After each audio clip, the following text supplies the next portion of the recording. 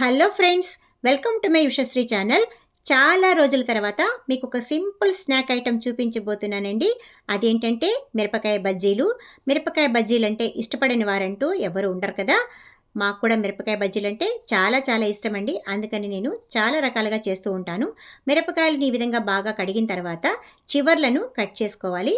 ఆ తర్వాత మధ్యలో విత్తనాలు ఉంటాయి కదా, వాటిని కూడా ఈ విధంగా చాకుతో కట్ చేసేసి తీసేసుకోవాలి. అంటే ఈ మిరపకాయలు బాగా కారంగా ఉన్నాయండి, అందుకని నేను మధ్యలో విత్తనాలు తీసేస్తున్నాను.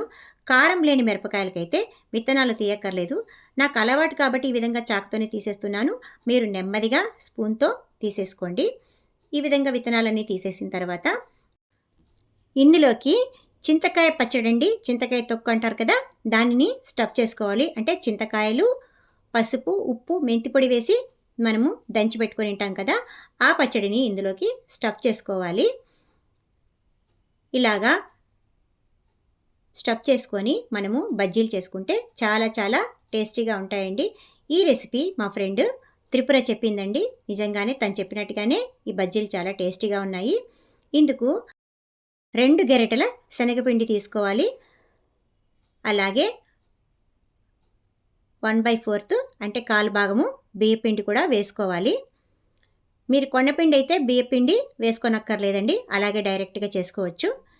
నేను ఆడించుకుంటాను కాబట్టి బియ్యపిండి కలుపుతాను. తర్వాత తగినంత ఉప్పు, ఆ తర్వాత వంట సోడా వేసుకోవాలి. ఇలాగ బియ్యపిండి కలపడం వల్ల బజ్జీలు పూర్తి మెత్తగా కాకుండా క్రిస్పీగా వస్తాయండి. తర్వాత తగినన్ని నీళ్లు వేసుకొని, అంటే మిరపకాయకు పిండి పట్టుకునేంత మాత్రమే వేసుకోవాలి, ఎక్కువ లూజ్గా చేసుకోకూడదు పిండిని. తర్వాత కడాయిలో నూనె పెట్టుకొని వేడెక్కాక బజ్జీలను ఈ విధంగా వేసుకోవాలి. ఈ మిరపకాయ బజ్జీలను చాలా రకాలుగా చేసుకోవచ్చండి. అంటే ధనియాలు, జీలకర్ర 2 వేయించి పెట్టుకొని ఆ పొడిని స్టఫ్ చేసి చేసుకోవచ్చు. అలాగే వాము మిక్సీకి వేసుకొని వాము పొడిని కూడా పెట్టి చేసుకోవచ్చు. ఆ తర్వాత గరం మసాలా పెట్టి చేసుకోవచ్చు. అలాగే చాట్ మసాలా కూడా పెట్టి చేసుకోవచ్చండి. అవి కూడా చాలా బాగుంటాయి. ఈ విధంగా మిరపకాయ బజ్జీలను దోరగా వేయించుకున్న తర్వాత వీటిని డైరెక్ట్గా ఇలాగైనా తినచ్చండి. లేకపోతే మధ్యలో కట్ చేసేసి ఉల్లిపాయలు, కొత్తిమీర సన్నగా తరుక్కొని వాటిని ఈ బజ్జీలను కట్ చేసేసి మధ్యలోకి వాటిని స్టఫ్ చేసుకొని తింటే కూడా చాలా చాలా టేస్టీగా ఉంటాయి.